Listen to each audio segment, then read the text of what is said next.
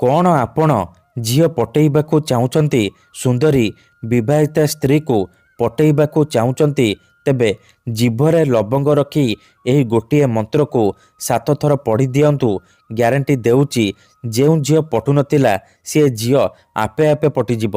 सुंदरी विवाहिता नारी हाथ धरिकी घर को डाकिब, जहा चाहिए ता करिब।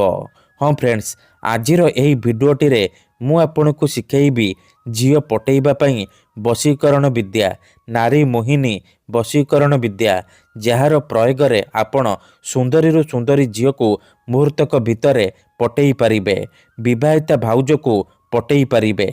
एही वशीकरण करिबा पई आपनकु कोनोसी प्रकार पैसा खर्च करने को पड़बनी।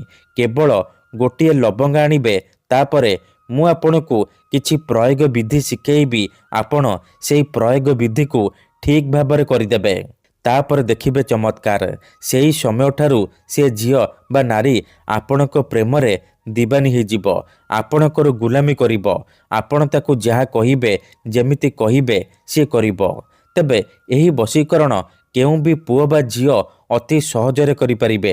निज प्रेम को पाइबा पई घरे बसी बसी एही वशीकरण करि परिबे।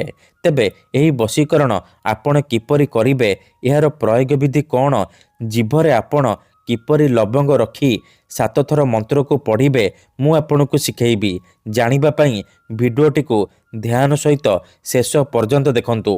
मने रखंतु, एही वशीकरण विधि को आपण केवल शुक्रवार दिन करिबे। दिन 3टारू संध्या 6टा मध्यरे आपण एही वशीकरण करिबे।